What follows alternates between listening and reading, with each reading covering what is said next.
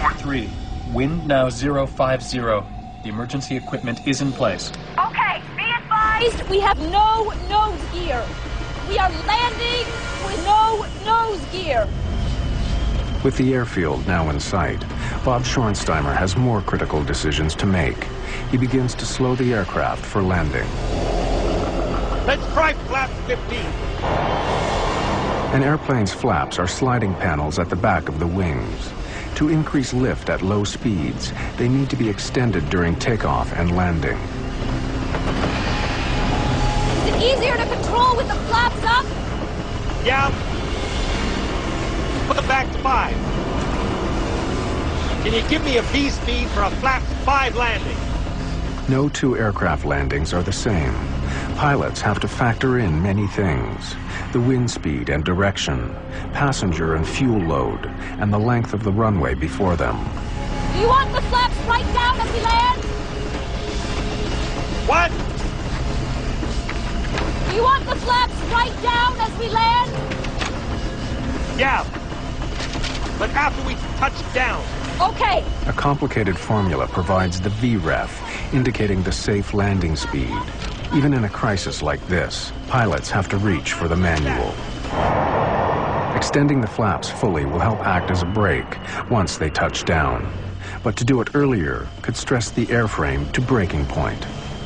What you have to remember is that the pilots weren't trained to handle a situation like this. With the top of their airplane missing, they became test pilots. The aerodynamic effects of the airplane were drastically different than they were used to. They really had to fly by the seat of their pants. Aloha 243, wind now 050 at 20.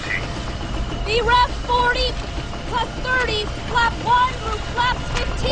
120! Using her flight manual, the first officer makes the complicated calculation that will give them their correct landing speed. 52! Right!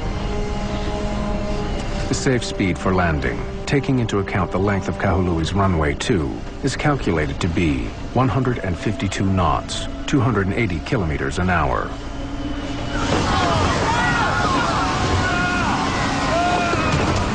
As the airplane slows, it becomes much harder to control.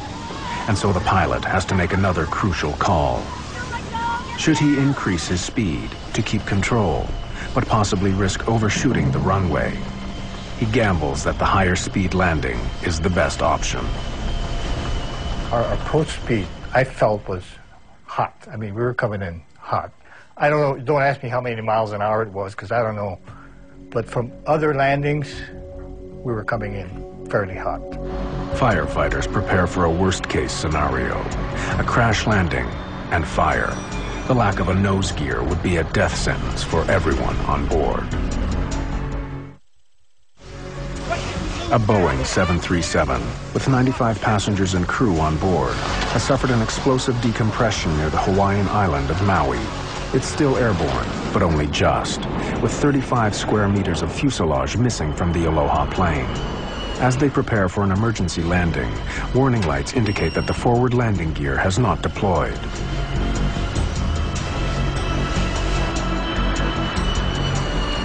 In the 10 horrifying minutes since the explosion, some passengers are convinced they're not going to make it alive.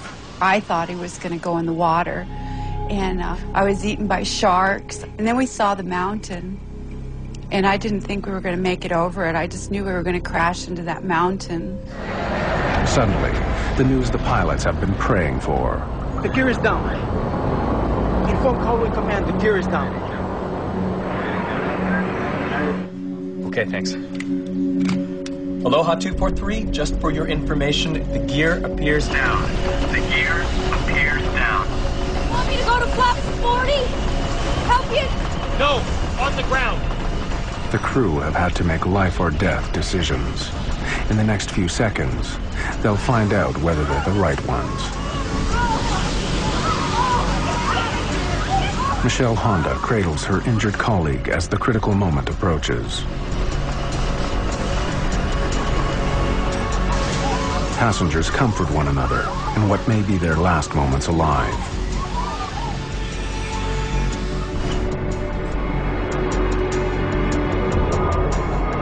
Though the forward undercarriage has extended, the crew still can't be certain whether it is locked in place or whether it will collapse on landing. If it doesn't hold firm, 40,000 kilos of airplane traveling at close to 320 kilometers an hour will smash nose down onto the tarmac.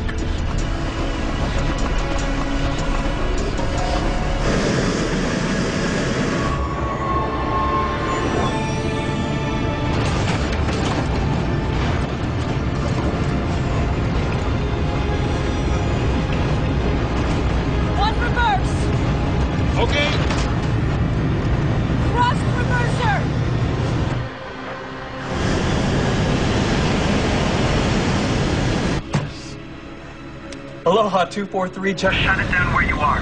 Okay. Everything's fine. The gear did it. The fire trucks are on the way. Okay, shut it down. Shut it up?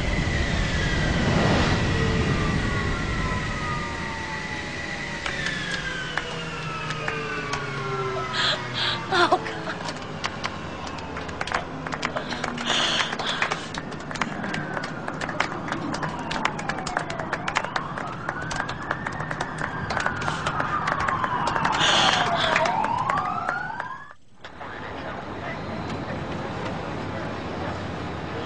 In this extraordinary video, captured moments after landing, the amount of damage the airplane suffered is difficult to comprehend. An emergency evacuation of passengers who escaped injury has just been completed. Some injured passengers have still to be helped from the plane.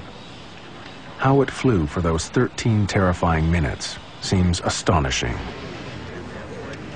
Captain Bob Schornsteimer is thanked by passengers who, just minutes before, had expected to die. The tension is released.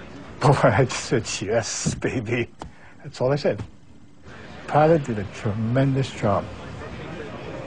Patricia Aubrey hugs her heroine, Michelle Honda. I was crying, and of course everybody was traumatized, looking at the plane and looking at the people bleeding, and just, I kept touching myself, going, I'm here. I can't believe I'm still alive. Her last-minute impulse to switch seats saves her from injury, maybe from death. Something was telling me not to sit there, because I didn't have a good reason to move, you know.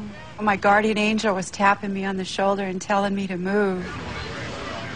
A final, desperate head count by Michelle Honda confirms the crew's worst fears. C.B. Lansing, the veteran of 37 years flying for this airline, is missing. A sea search begins in the area of ocean where the explosion took place.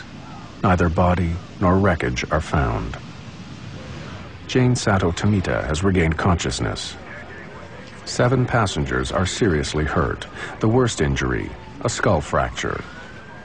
But how have the rest survived? At the moment of decompression, it's just their seatbelts which make the difference between life and death.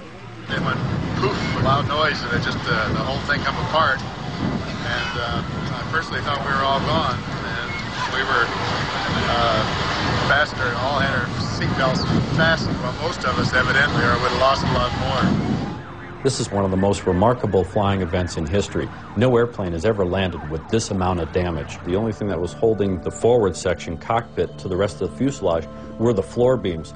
Basically, they were hanging by a thread. From a close study of the fuselage, crash investigators try to determine how the airplane structure remained in one piece. The critical factor proves to be the precise location of the explosion.